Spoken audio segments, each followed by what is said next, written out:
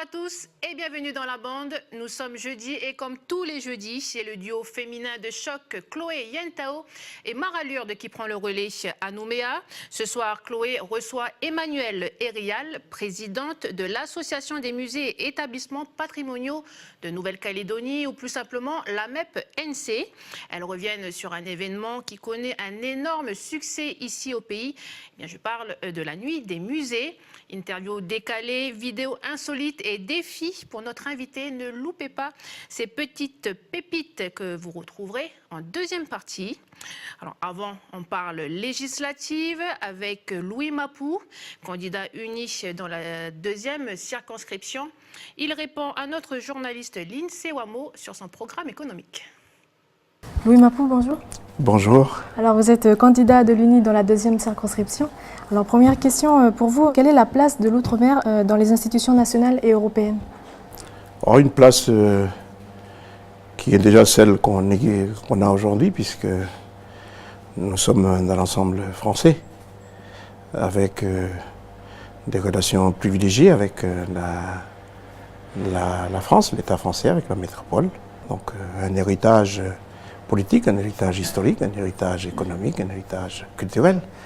Ensuite, une place aussi au sein de l'Europe, par le biais bien sûr de la France, puisque ça reste encore notre puissance de tutelle, et dans le cadre de l'accession à la pleine souveraineté, donc comme tout État indépendant, donc c'est la possibilité donc, de s'inscrire dans le cadre des pays avec l'Europe, dans le cadre du traité qui concerne les pays indépendants, ACP. Donc nous, on l'intégrera tout naturellement. Et avec l'ensemble national, c'est une relation nouvelle entre le nouvel État indépendant, Kanaki, Nouvelle-Calédonie, et l'État français, sur des bases que nous devons définir ensemble. Alors, et en ce qui concerne le financement, comment allez-vous financer l'indépendance? Le financement de demain, c'est déjà celui que nous avons déjà aujourd'hui. Nous avons trois types de besoins qu'on doit satisfaire aujourd'hui et qu'on doit aussi satisfaire dans le cadre de l'indépendance. Parmi les trois grandes catégories de besoins, il y a le besoin donc, de financer nos institutions dans le cadre de l'indépendance. Aujourd'hui, les institutions de notre pays sont financées par la fiscalité, par un emprunt et bien sûr par la contribution de l'État français au titre en tant que puissance de tutelle. La fiscalité locale, aujourd'hui, c'est pratiquement en gros 34% du PIB qui correspondent à des prélèvements obligatoires, que par les impôts ou par les cotisations sociales. Donc il y a matière à avoir au niveau fiscal. Il peut y avoir un questionnement effectivement sur cette dernière ressource, la ressource qui nous provient de l'État, qui est de l'ordre d'environ 80 milliards aujourd'hui pour le compte des collectivités. Mais ce que nous disons, c'est que dans la discussion que nous pourrons effectuer avec la France, on sera amené à réévaluer un petit peu les besoins qui sont financés par la France aujourd'hui. Regarder d'un petit peu plus près la structure des dépenses qui sont financées par l'État pour ensuite regarder dans quelle mesure, par un système de conventionnement qui existe déjà aujourd'hui, dans le cadre du transfert des compétences qui ont déjà été faites. Deuxième catégorie de dépenses, bien sûr, sur laquelle beaucoup de gens s'interrogent, c'est les dépenses sociales. Couverture sociale, les allocations familiales, la politique sociale. Donc ce que nous disons simplement, c'est que aujourd'hui, c'est financé entièrement par les Calédoniens. C'est financé par les cotisations sociales des salariés, c'est financé par les cotisations patronales et c'est financé pour une partie par l'impôt. Donc là aussi, il faudra regarder les réformes qui sont en cours pour le positionner déjà de façon durable. Le financement du RURAM, le financement des allocations familiales, de solidarité. Le troisième type de dépenses dans le cadre de l'indépendance qu'il faudra financer, bien sûr, c'est les compétences régaliennes. Donc là aussi, nous travaillons à évaluer correctement Pour ce qui concerne l'exercice des compétences régaliennes, dans le cadre de Kanaki Nouvelle-Calédonie, quel serait le niveau requis? Parce qu'aujourd'hui, on a des compétences régaliennes qui sont assurées pour répondre aux besoins de la Nouvelle-Calédonie, bien entendu, mais aussi de la stratégie politique, géopolitique de la France dans le Pacifique. Donc, tout naturellement, on peut penser que les dépenses concernant les compétences régaliennes que nous demandons de transférer seraient moindres, une fois qu'on les aura réellement appréciées par rapport aux besoins de notre pays, par rapport à ce que nous avons aujourd'hui. Mais en tout état de cause, c'est une discussion aussi qu'on ouvrira avec l'État. Et puis, il y a quelque chose sur lequel on travaille déjà, mais qui préfigure des autres capacités que nous pourrions avoir, c'est d'élargir la relation que nous avons avec l'extérieur, vers le Pacifique, vers l'Australie, vers la Nouvelle-Zélande, vers le Japon, vers d'autres pays, pour voir dans quelle mesure on ne peut pas diversifier la coopération, parce que la coopération aussi, ça peut servir aussi à nous aider à répondre aux besoins de notre propre pays, aux besoins de développement de notre pays, aux besoins de l'économie de notre pays. Troisième question, votre position concernant l'intégration régionale de la Nouvelle-Calédonie? Elle est déjà en marche, elle est déjà largement en marche, puisque la dernière grande décision qui a été prise par l'ensemble des pays de la région dans le cadre du Forum des îles du Pacifique, c'est d'intégrer la Nouvelle-Calédonie au Forum des îles du Pacifique. Donc, nous sommes, par le biais du FNKS, engagés dans le groupe Fer de Lance. Nous avons des relations avec l'ensemble des pays du Pacifique, notamment sur le plan technique, coopération technique, scientifique, culturelle, par le biais de la CPS. Nous travaillons dans le cadre du PROE. Nous avons des relations avec l'ensemble, le plus grand ensemble Pacifique, Pacifique-Asie, avec l'APEC. Donc cette intégration est largement en route déjà. Donc ce qui manque aujourd'hui, c'est que la relation entre la Nouvelle-Calédonie et ces pays ne s'est pas encore traduite sur un plan commercial suffisamment élaboré, suffisamment important pour que la Nouvelle-Calédonie puisse en tirer les meilleurs bénéfices. Et donc là, la Nouvelle-Calédonie a décidé de mettre le paquet sur une politique à l'exportation, donc les choses vont dans le bon sens. Comment concevez-vous la sortie de l'accord de Nouméa? Nous, on est porteur de l'autre option. Il y a deux options aujourd'hui, maintien au sein de la République, et l'option accession à la pleine souveraineté pour Kanaki Nouvelle-Calédonie. Donc nous en sommes. Et ce que nous disons aujourd'hui, c'est que nous sommes engagés dans un processus de décolonisation depuis les années 80, 88, depuis les événements. L'aboutissement naturel, le sens de l'histoire, c'est l'accession à la pleine souveraineté. Par rapport au référendum, la famille loyaliste souhaite un corps électoral glissant. Quelle est votre position là-dessus? Dire aujourd'hui qu'au lendemain du référendum de 2018, si le non l'emporte, on va revoir complètement le corps électoral, ce n'est pas une bonne position, ça ne correspond pas à l'accord de Nouméa. Certains Calédoniens pensent que par exemple le lien avec la métropole, que l'État en fait c'est un garant de la démocratie. Qu'est-ce que vous leur répondez? La chose qui est la meilleure garantie pour la démocratie, c'est nous-mêmes. La garantie qu'amènerait la métropole aujourd'hui, c'est une garantie en matière de justice, en matière de loi. Mais je veux dire, c'est en matière d'encadrement législatif. Ce qui est prédominant ou qui est prépondérant dans la vie d'une société, c'est les liens qui lient les uns et les autres dans la vie, ce qu'on appelle par le destin commun ou par le vivre ensemble. Donc c'est celui-là qui est la plus grande garantie. Par exemple, pour la justice, les lignes, est-ce que vous allez reprendre celui de la métropole ou créer un nouveau? Oui, on préconise de faire évoluer le système tel qu'il existe aujourd'hui, mais tout en garantissant des principes comme l'impartialité dans le traitement, le droit de l'individu à se défendre, une justice pour tous, une justice qui est au service de l'intérêt général et qui défend bien les droits et les libertés individuelles. Si jamais on est indépendant, comment vous concevez le foncier? On l'a déjà dit, durant toute la campagne, même la constitution de Kanaki, Nouvelle-Calédonie, reconnaîtra 3 types de fonciers. Le foncier coutumier, le foncier de droit privé et le foncier public. Donc c'est la base. Mais ça, c'est déjà quelque chose qu'on a défendu dans le cadre des accords de Nouméa, puisque ce sont ces 3 fonciers qui sont reconnus dans les accords de Nouméa. Donc, lorsque nous disons que nous préparons la société de demain depuis déjà un moment, c'est-à-dire que des dispositions qui sont fondamentales comme De retour sur le plateau de BDLB, on ferme cette page législative et on poursuit avec de la culture.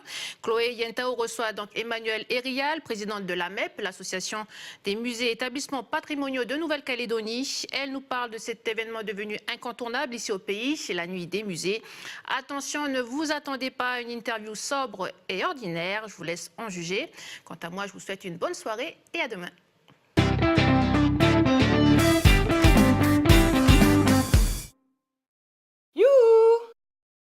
Y a quelqu'un? Ah, vous êtes là. Bon, j'espère que vous n'avez pas peur du noir parce que le reportage qui va passer dans l'émission aujourd'hui se déroule la nuit. On va parler art, culture, on va parler histoire et patrimoine, tout ça avec des passionnés, mais sous un autre jour. Enfin, une autre nuit. Enfin, un autre jour, mais la nuit. Enfin, sous un autre angle, quoi. La nuit des musées, vous connaissez? Tout ce qui est dans ce musée s'anime. La nuit. Oui, vous allez voir, il y a des animations, mais pas tout à fait dans le même genre. Jim et Joe, sommaire. Sommaire, il y a quoi aujourd'hui? Oui, la nuit des musées, j'adore. Où est-ce qu'on va cette année? Au centre culturel Chibaou. Chloé a assisté aux animations proposées ce soir-là.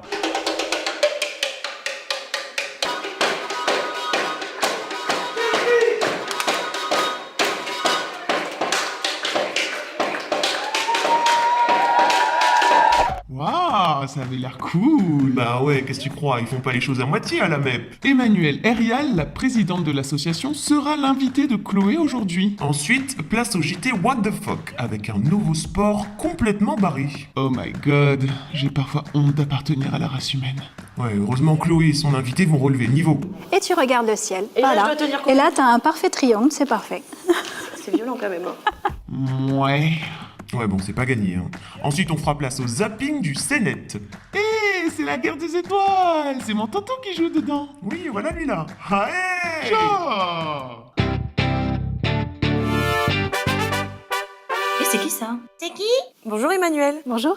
Alors tu es la présidente de l'association des musées et établissements patrimoniaux de Nouvelle-Calédonie, une association qui a été créée en 2007. Merci d'avoir accepté notre invitation. Merci de m'avoir invitée. Alors depuis 2009, c'est vous qui coordonnez les Nuits des musées. Qu'est-ce que c'est les Nuits des musées? Les Nuits des musées, c'est une manifestation qui permet au public de découvrir autrement les musées. C'est une manifestation qui a lieu sur l'ensemble du territoire, aussi bien en province nord qu'en province sud. D'accord. Alors pour l'édition de cette année, nous avons assisté à la soirée Nuit des musées qui s'est déroulée au centre culturel Chibaou, où nous sommes aujourd'hui. C'était le 24 mai au soir. Je te propose que l'on regarde un petit aperçu. Allez. C'est comment? Nous sommes en début de soirée, c'est au centre culturel Chibaou que je me trouve pour participer à la Nuit des musées. Plusieurs animations sont prévues, allons voir ce qui se passe.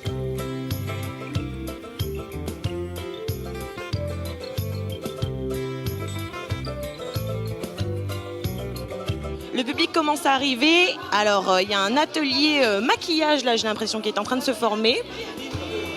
Les musiciens accordent leur ukulélé. Bonsoir. Qu'est-ce qui est prévu ce soir comme animation? À quoi on peut participer? On prévoit plusieurs visites animées de nos expositions temporaires. Une de l'exposition Wow, l'exposition butionnaire avec la compagnie Nian. Et une pour, elle s'appelle Chessima Api, ça veut dire baleine en lit fou. Et ça, c'est l'exposition Tue des baleines et des hommes pour la protection des océans. Sinon, tout au long de la soirée, on a des ateliers, on a un espèce de rallye des arts qui permet de faire du conte, de la danse urbaine traditionnelle et du light painting. C'est par là.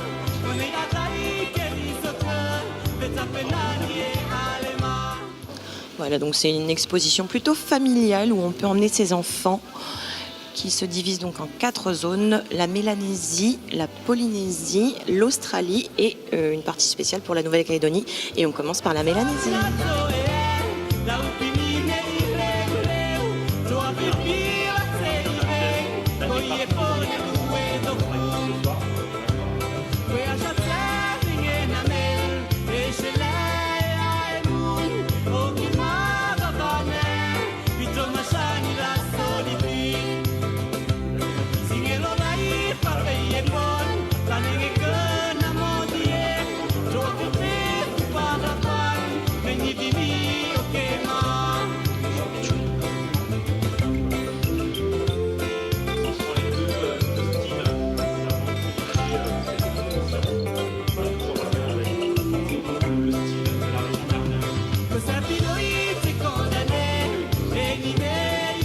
C'est la nuit.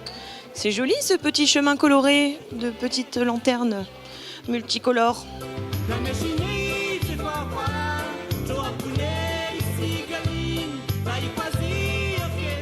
C'est l'heure de l'animation pour l'exposition Te sur les baleines. On y va. On entend des bruits bizarres qui viennent de la forêt. Ça se rapproche.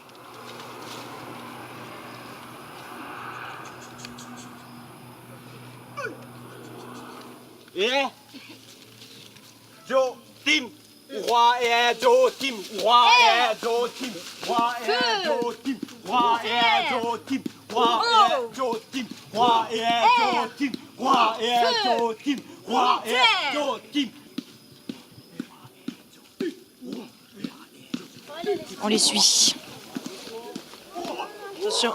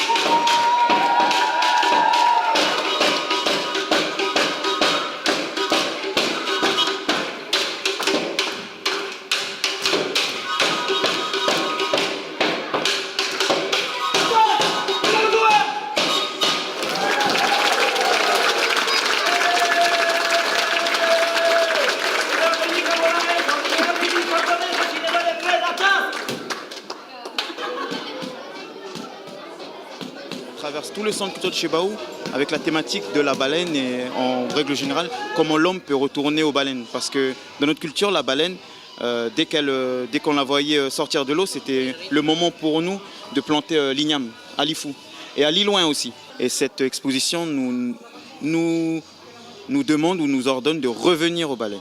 Avant, c'était les baleines qui venaient vers nous. Maintenant, c'est à nous de faire cet effort d'aller vers les baleines.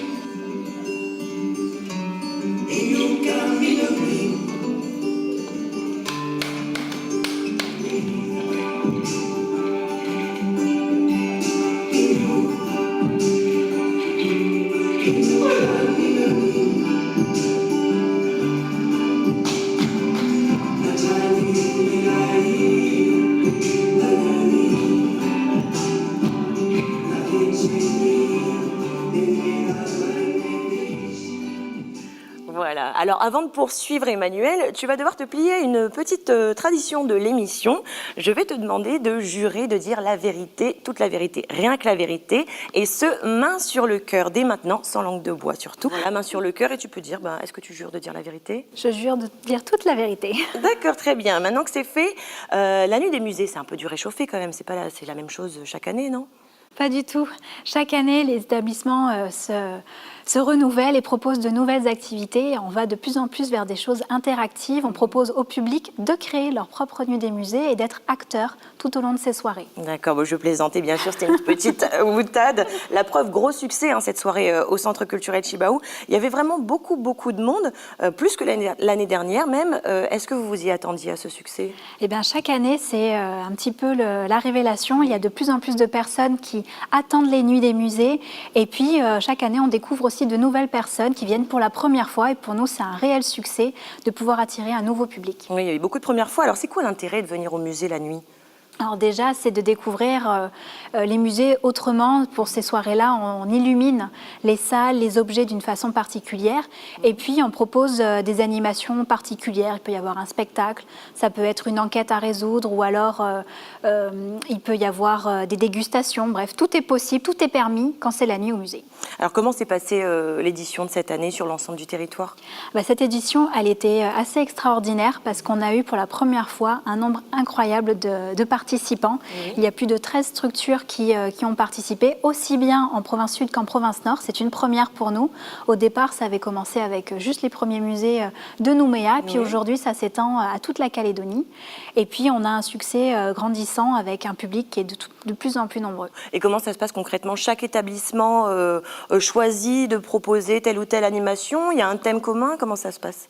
Autrefois, c'est vrai qu'il y avait un thème commun qui était proposé, mais c'était assez difficile pour certaines structures de se plier à cette thématique. Aujourd'hui, c'est tout à fait libre. Oui. On essaie tous d'organiser nos animations autour du week-end de la journée internationale des musées qui a lieu vers le 18-19 mai. Oui. Et puis ensuite, aujourd'hui, c'est tout le mois de mai, chaque week-end, et même en semaine.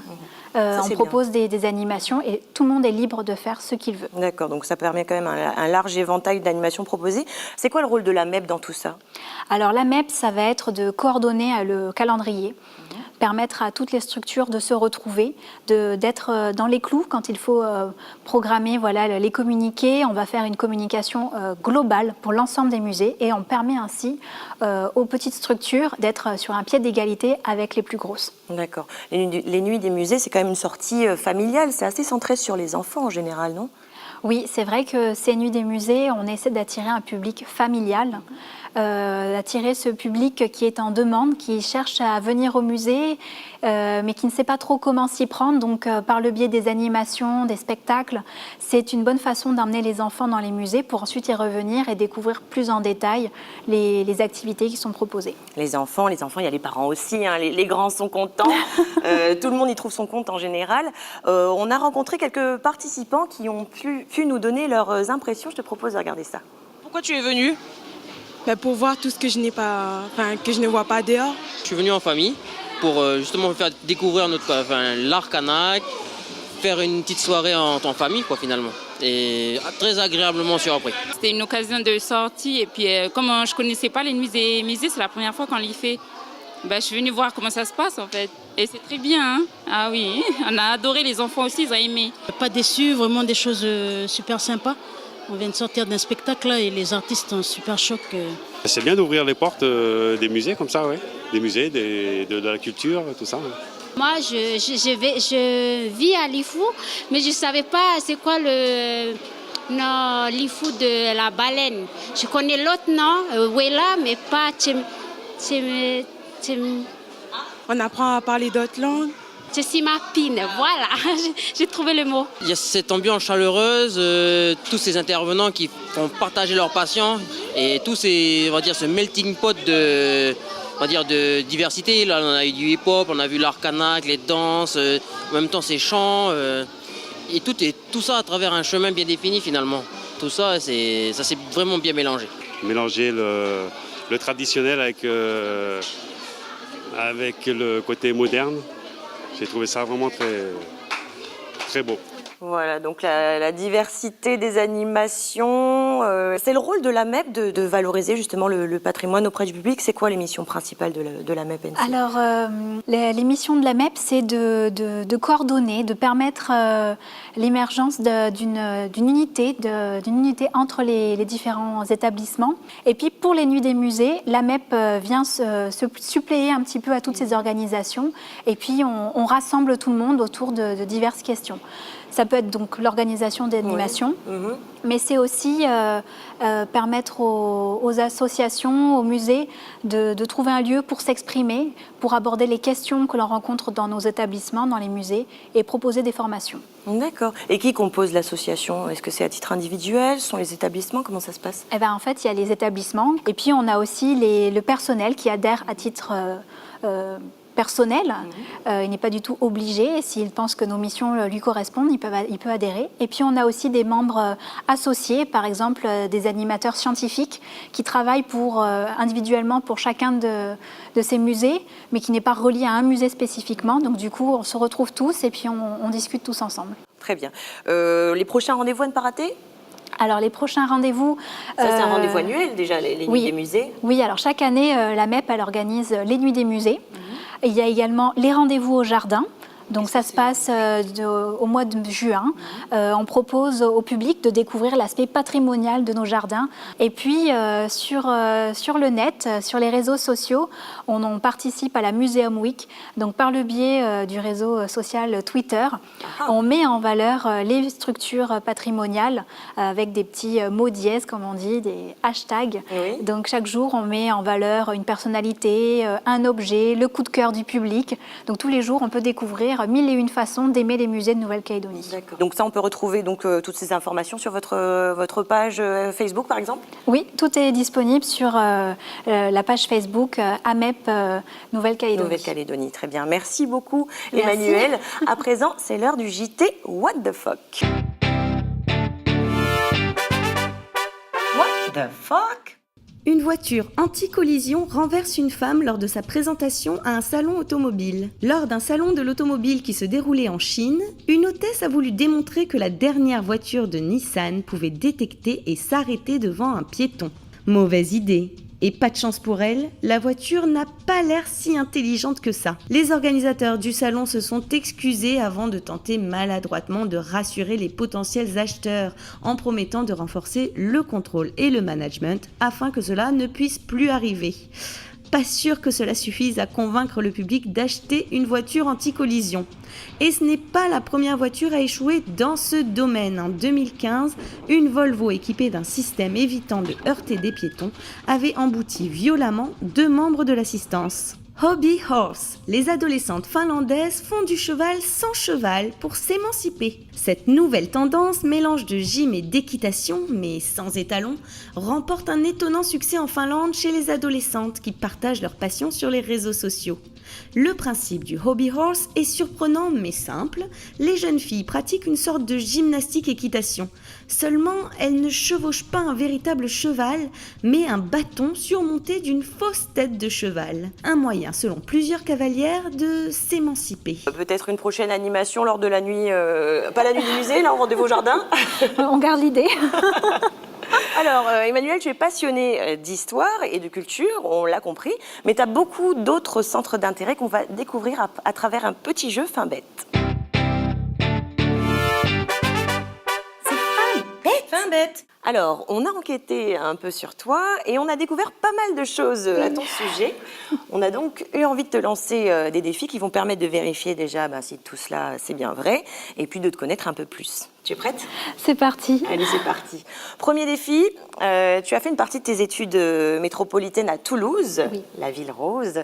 Je vais donc te demander de nous raconter ton plus beau souvenir là-bas, mais c'est pas aussi facile que ça, avec l'accent toulousain, bien sûr. Est-ce que tu sais le faire, l'accent toulousain? T'as baigné dedans, tu dois connaître un peu. Oui, j'ai baigné dedans, mais c'est beaucoup plus facile quand on est à 2. Donc, Bon, je vais essayer, parce que moi, je connais pas trop. Alors, ton meilleur souvenir? Mon meilleur souvenir, c'est... je vais dire que c'était les soirées avec les étudiants. Oui, les soirées étudiantes? Les soirées étudiantes, elles étaient pas mal. Ok, bon, ça va, tu te mouilles pas trop pour le premier défi. Deuxième défi. En enquêtant sur toi, on est tombé sur ton blog qui s'intitule « Dis-moi ce que tu manges » avec l'accent caldoche, bien sûr, qui est donc dédié à la cuisine, qui est donc une autre de tes passions. Oui. Donc, ton deuxième défi, tu vas devoir nous donner la recette du curry d'aubergine, mais tu ne pourras pas utiliser les mots suivants. Aubergine, oignon, curry et coco. Tu as 1 minute. Ok. Donc vous prenez vos légumes à peau violette. Vous les découpez, vous les faites revenir dans l'eau qui nous vient de ces noix de Nouvelle-Calédonie. Ah bon? Vous les faites revenir avec ces autres petits ingrédients qui font toujours beaucoup pleurer les jeunes femmes. Oui, je vois. Vous les faites revenir et puis ensuite vous rajoutez cette épice qui est magnifique, dorée, épicée à souhait. Et vous faites revenir tout ça. Et prêt à servir avec du riz, bien sûr. Avec du riz, évidemment. Alors, troisième défi, on t'a découvert une autre passion, le yoga. Oui. J'ai amené avec moi un petit tapis de yoga. Oh mon Dieu. Voilà, je vais juste te demander de nous montrer une de tes postures préférées, que je vais bien sûr essayer de reproduire. D'accord. Alors, donc, quelle figure tu me proposes de réaliser? Alors, je te propose une figure très simple pour dégager, pour bien ouvrir la cage thoracique. D'accord, donc tout le monde à la maison va faire la même. Sortez vos tapis. Avance ton pied droit. Et puis ensuite, tu le plies en avant. Tu descends ta main au niveau de là où tu peux, pour prendre ta souplesse. Okay. Et ensuite, tu te retournes et tu lèves ta main et tu regardes vers le ciel et tu essaies de tenir le plus longtemps possible. Ça doit faire un joli triangle, normalement. Ok. Allez, et ça s'appelle comment, comme figure? Eh bien, écoute, j'en ai aucune idée. On vérifiera. On le vérifiera. Comme ça, bon, ça va, t'es gentil sur le geste, j'ai l'impression. En avant, ta jambe droite bien tendue. Ah, il faut tendre. Voilà. Tu penches ta main en avant et ton épaule, tu l'ouvres au maximum, tu tiens vers le ciel, comme ça, et tu regardes le ciel. Et voilà. là, je dois tenir et là, tu as un parfait triangle, c'est parfait. C'est parfait, je suis prête à lancer la prochaine rubrique. Allez, on enchaîne.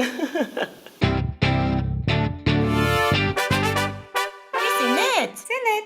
Voilà, bon bah merci pour ce petit tuto yoga. Là, il y a tout le monde à la maison qui est en train de se dire, bah, le tapis, il a servi à rien du tout. Et ouais, pas besoin, on peut en faire n'importe où. C'est pratique. Alors, c'est net, c'est un petit florilège qu'on t'a concocté, un florilège de vidéos sorti tout droit du net. On regarde tout de suite. Learn how to speak. Does anybody understand what he says? He's got some kind of stupid accent, I think. An accent. I shot a clown. I feel like that's not related. I don't know. Yeah, we can hear you. Ugh. I think Robert stole his sister's trinkets. He's embarrassed. He's an idiot. Actually, I think he said tomorrow is his birthday. Oh, happy birthday, Bill.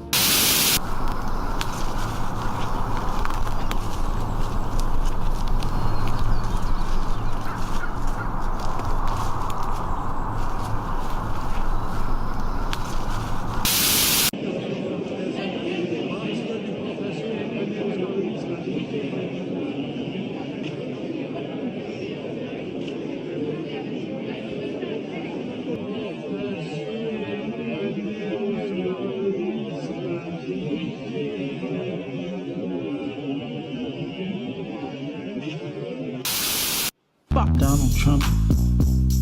Fuck Donald Trump. Fuck Donald Trump, okay? Fuck Donald Trump's hair.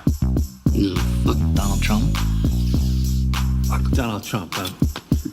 Fuck Donald Trump. God! Fuck Donald Trump.